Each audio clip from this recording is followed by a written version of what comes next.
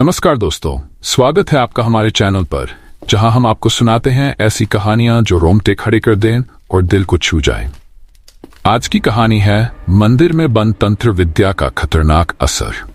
एक ऐसा गांव जहां सदियों से एक भयानक रहस्य दबा था। एक मंदिर जो तंत्र मंत्र की काली शक्तियों का केंद्र बन गया था, और 3 दोस्तों की कहानी जो उस रहस्य को सुलझाने और गांव को बचाने की हिम्मत करते हैं। क्या वे तांत्रिक की आत्मा से लड़ पाए? क्या वे मंदिर को शुद्ध कर पाए या खुद उस तंत्र विद्या का शिकार बन गए? आइए जानते हैं इस रोमांचक सफर में। तो दोस्तों, कहानी शुरू होती है एक वीरान गांव से। गांव का नाम था कालीधामपुर, जो अपनी प्राचीन काली माता के मंदिर के लिए मशहूर था। यह मंदिर जंगल के बीचों बीच था और स्थानीय लोग इसे बेहद पवित्र मानते थे। लेकिन बीते कुछ वर्षों से इस मंदिर में जाना मना था। कहा जाता था कि मंदिर में तंत्र विद्या की प्राचीन शक्ति कैद है, जो जागने पर किसी भी आत्मा को निगल सकती है। कहानी के मुख्य पात्र है राघव, एक युवा पुरातत्वविद, नेहा उनकी छोटी बहन जो रहस्यों पर आधारित ब्लॉग चलाती थी, और अजय उनका दोस्त जो हर चुनौती का सामना करने को तैयार रहता था। नेहा को मंदिर की कहानियों पर शक था। वह चाहती थी कि राघव मंदिर में जाकर सच्चाई का पता लगाए। अजय ने भी साथ जाने की हामी भरी। उन्होंने गांव के बुजुर्गों से पूछा तो सभी ने एक ही बात कही, वहां जाना खतरनाक है। जो भी गया वो कभी वापस नहीं लौटा। एक रात चुपके से तीनों मंदिर पहुंचे। मंदिर के चारों ओर सूखे पेड़, टूटे हुए पत्थर और एक अजीब सी सन्नाटा फैला था।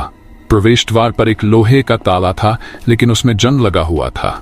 जैसे ही उन्होंने ताले को तोड़ा, ठंडी हवा का झोंका आया और एक डरावनी आवाज गूंज उठी, कौन है जो हमारी नींद में खलल डालने आया है?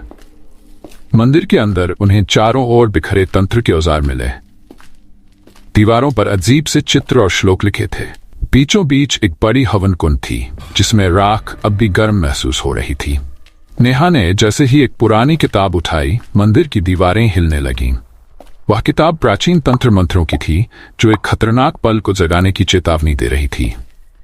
अचानक मंदिर का दरवाजा बंद हो गया। हवा में अजीब सी गंध फैलने लगी। नेहा को लगा जैसे कोई उसे देख रहा है।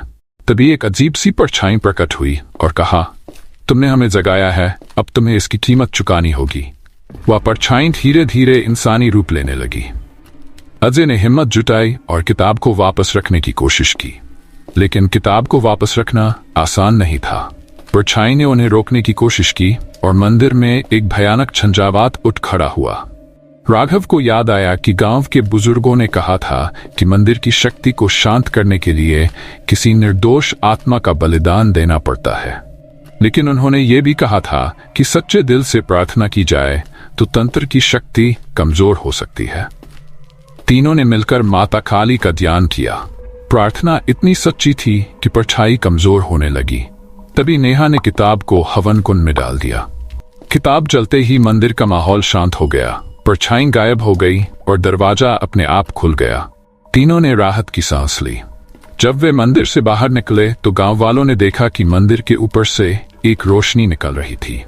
ये मान्यता बनी कि काली माता ने खुद तंत्र विद्या को समाप्त कर दिया। असली शक्ति सत्य और भक्ति में है। तंत्र का दुरुपयोग करने वालों का अंत निश्चित है। गांव के लोग जब मंदिर की ओर बढ़े तो वे राघव, नेहा और अजय को घेरकर उनकी बहादुरी की प्रशंसा करने लगे। मंदिर के ऊपर चमक रही दिव्य रोशनी ने सबको यकीन दिला दिया कि माता काली ने तंत्र विद्या को खत्म कर दिया है। लेकिन नेहा के चेहरे पर अब भी चिंता की लकीरें थीं। जब उसने राघव और अजय से बात की तो उसने एक डरावनी बात बताई। भैया, मैंने किताब की हर पन्ने को देखा था, उसमें एक आखिरी पन्ना गायब था। राघव ने गंभीरता से कहा, इसका मतलब कि तंत्र विद्या की पूरी शक्ति अब भी खत्म नहीं हुई है। हमें सावधान रहना होगा। अगले कुछ दिनों में गांव में अजीब घटनाएं शुरू हो गई। रात के समय लोगों को मंदिर की दिशा से अजीब सी आवाजें सुनाई देने लगीं। पालतू जानवर गायब होने लगे और कुछ लोगों ने दावा किया कि उन्होंने मंदिर के पास एक काली परछाई देखी। नेहा ने इन सब घटनाओं का ध्यान रखना शुरू किया। उसने महसूस किया कि इन घटनाओं का केंद्र वही जगह थी जहां वह किताब जलाई गई थी। गांव के एक बुजुर्ग ने तीनों को बुलाया और कहा, तुमने किताब तो जला दी, लेकिन वह शक्ति जिसने इसे बनाया था अब भी जीवित है। ये शक्ति उस प्राचीन तांत्रिक की है जिसने सदियों पहले इस मंदिर को अपनी साधना के लिए बनाया था। बुजुर्ग ने आगे बताया कि उस तांत्रिक को माता काली ने श्राप दिया था और उसे मंदिर में बंद कर दिया गया था, लेकिन अब किताब के जलने से उसकी आत्मा फिर से जाग गई थी। तीनों ने फैसला किया कि वे मंदिर की गहराई में जाकर इस समस्या का स्थायी समाधान निकालेंगे। उन्होंने गांव वालों से मदद मांगी, लेकिन कोई उनके साथ जाने को तैयार नहीं हुआ। अगले दिन तीनों ने सुबह जल्दी मंदिर में प्रवेश किया। इस बार उन्होंने देखा कि मंदिर की दीवारें टूट चुकी थीं और जमीन के नीचे जाने का एक गुप्त रास्ता दिखाई दे रहा था।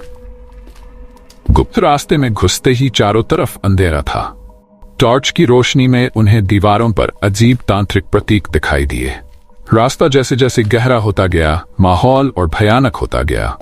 राघव ने महसूस किया कि कोई उनकी परछाई के साथ चल रहा है।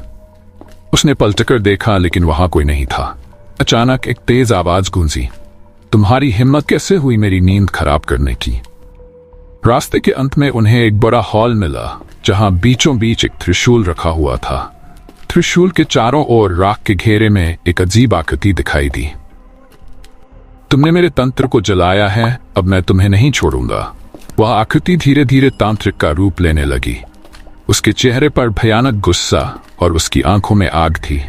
अजय ने हिम्मत जुटाकर त्रिशूल को उठाने की कोशिश की, लेकिन वह अपनी जगह से हिला भी नहीं। तभी नेहा ने माता काली का ध्यान करते हुए प्रार्थना शुरू की। राघव ने त्रिशूल को उठाने के लिए पूरी ताकत लगाई। जैसे ही उन्होंने त्रिशूल को उठाया, तांत्रिक की आत्मा जोर से चिल्लाई और उसकी शक्ति कमजोर होने लगी। राघव ने त्रिशूल को उसके राख के घेरे में गाड़ दिया। अचानक पूरे कमरे में एक दिव्य रोशनी फैल गई। तांत्रिक की आत्मा जलकर राख हो गई और मंदिर की सभी भयानक आवाजें गायब हो गईं। जब तीनों मंदिर से बाहर निकले तो गांव के लोग पहले से ही उनका इंतजार कर रहे थे। उन्होंने देखा कि मंदिर के ऊपर फिर से रोशनी चमक रही थी। नेहा ने कहा, अब यह मंदिर फिर से पवित्र हो गया है। तंत्र विद्या का खतरा हमेशा के लिए खत्म हो चुका है। गांव वालों ने मंदिर की सफाई की और माता काली की पूजा शुरू कर दी। सच्चाई और ईश्वर की भक्ति के सामने कोई भी बुरी शक्ति टिक नहीं सकती। तो दोस्तों, कैसी लगी आपको यह कहानी? तीन दोस्तों की बहादुरी और माता काली के आशीर्वाद ने गांव को तंत्र विद्या के अंधकार से हमेशा के लिए मुक्त कर दिया। ये कहानी हमें सिखाती है कि चाहे कितनी भी बड़ी मुसीबत क्यों न हो, सच्चाई और विश्वास से सब कुछ संभव है। अगर आपको ये कहानी पसंद आई हो तो इसे लाइक और शेयर जरूर करें। और हाँ, हमारे चैनल को सब्सक्राइब करना न भूलें, क्योंकि हम लाते रहेंगे आपके लिए ऐसी ही रोमांचक और दिलचस्प कहानियां। अगली बार मिलते हैं एक और डरावनी और रहस्यमयी कहानी के साथ। तब तक के लिए सावधान रहिए, सतर्क रहिए और हमेशा सच्चाई के रास्ते पर चलिए।